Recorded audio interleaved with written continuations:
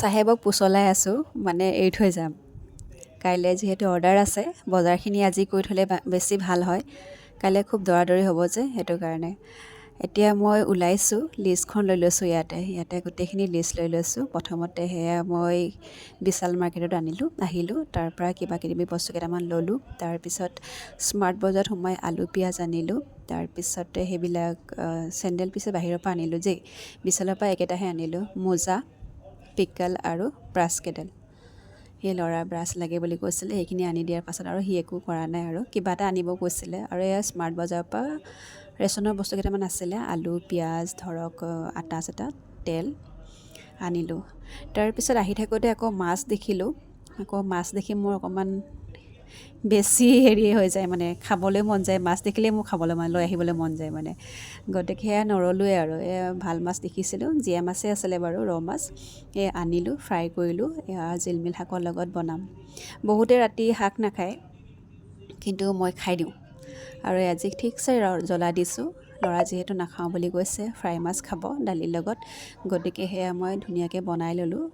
চাটনি অকণ বনালোঁ, পেটু বনালোঁ। তাৰপিছত নেমু এডোখৰ লৈ পেলাই ধুনীয়াকৈ খালোঁ, ল'ৰাকো খোৱালোঁ। তাৰপিছত ৰাতিপুৱা সোনকালে উঠি মেলি ল'ৰাক স্কুলত পঠাই লৈ সেয়া মই আলু বইল কৰিলোঁ। আটাখিনি মাখিলোঁ, ধুনীয়াকৈ ঠাণ্ডা হোৱাৰ পাছত বাকলি গুচাই ধুনীয়াকৈ বনাই ল'লোঁ। বেছি কৰা নাছিলে, গ্ৰেভি টাইপতে বনাব দিছিলে, যাতে মানে ড্ৰাই টাইপত হয়, পৰি নাযায়, লিক নহয়। আচলতে আজি অৰ্ডাৰ আছিলে PNB বেংকৰ পৰা।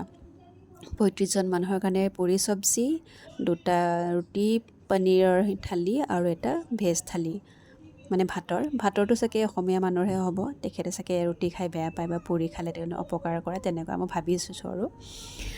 PNB বেংকৰ পৰা 2জনমান মেনেজাৰ প্ৰায় খাবলৈ আহে মোৰ ওচৰতে। গতিকে তেওঁলোকে খাই ভাল পায় মোৰ বনোৱা। গতিকে তেখেতলোকৰে কিবা মিটিং আছিলে আজি। মিটিঙৰ কাৰণে সেয়া 40জন মানুহ অকণমান তেখেতলোকৰ আছিলে, গোটেই PNB বেংকৰ আৰু। মিটিঙত খাবৰ কাৰণে মোক অৰ্ডাৰ দিছিলে। মই ডাঙৰ এনেকৈ কাৰ্টুন এটাত ভৰাই দিছোঁ। ইতিমধ্যে ল'ৰাও আহি পালে, তাকো অকণমান লগাই দিছোঁ। যিহেতু তেখেতলোকে 2টামান বজাত খাম বুলি কৈছিলে, গতিকে ল'ৰাক 12:30 মই স্কুলৰ পৰা আনি ল'লোঁ। আনাৰ পাছত সেইখিনি মই তাকে লগাই দিছোঁ। অকণমান হেল্প কৰি দিছে আৰু যেনিবা। সি বেচেৰাটো কাটিব পৰা নাই এখন হাতে, সেইকাৰণে 2খন হাতে কাটি দিছে। আৰু এইফালে আমাৰ ৰেডি হৈ গ'ল। ডাঙৰ চাই কাৰ্টুন এটাত ভৰাই দিছোঁ, নিবলৈ যাতে সুবিধা হয়।